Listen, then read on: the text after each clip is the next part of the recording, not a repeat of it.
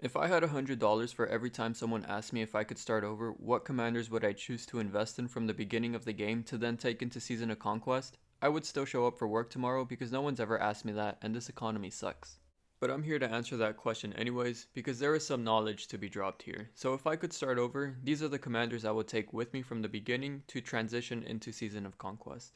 First, I would get YSG to at least 5115. You could expertise him if you wanted to, but that's a lot of sculptures. I would just rather not spend that much on him. Sure, his circular AoE on his expertise is awesome, but legendary sculptures are hard to come by early game, especially being low VIP level. So to each their own on that, but no shame in maxing him since the circular AoE is broken, but I would do my best to resist the urge to expertise him, but that's just me. Then the reason I would invest in him is because in the early game he's amazing due to his AoE and high skill damage boost, and once you get to Season of Conquest, he does get a little bit more tankiness added to him from the museum buff, and then he'll get even more tanky later on when he gets his third tier added to his relic, and then you can just pair him with Zuji.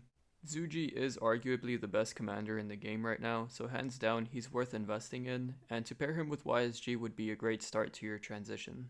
The second commander I would invest in before Season of Conquest would be Minamoto, and I would put him at 5511. You can choose to expertise him if you wanted to, but it's not worth it unless, like I said, you wanted to. But it's whatever, the expertise does help, I guess. I get that you have to spend in order to get him, so if you are free to play, this isn't for you, but Minamoto hits hard in the early game without being expertised, while also doing a strong debuff to the target, which is to make them take 30% more damage.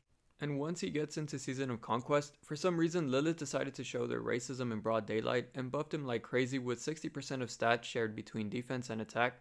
Basically he became a little Nevsky, he can do a lot of single target damage with his active skill, and he also has a lot of attack and a decent amount of defense now.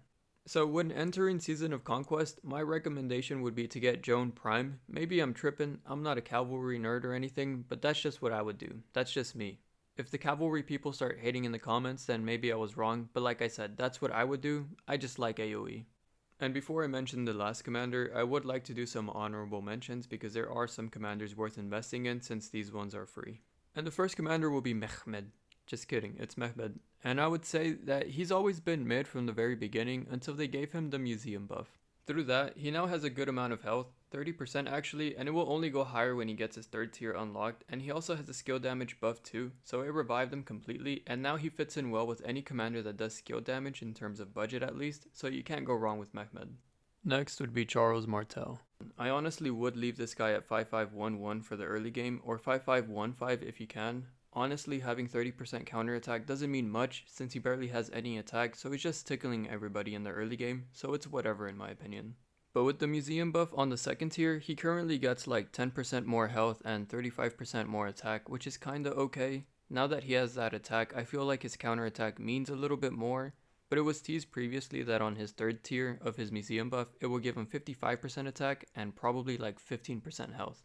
So at that point, I would believe he is worth having at least 5515 if you were going to use him in the open field and you were just entering Season of Conquest and you didn't have a choice.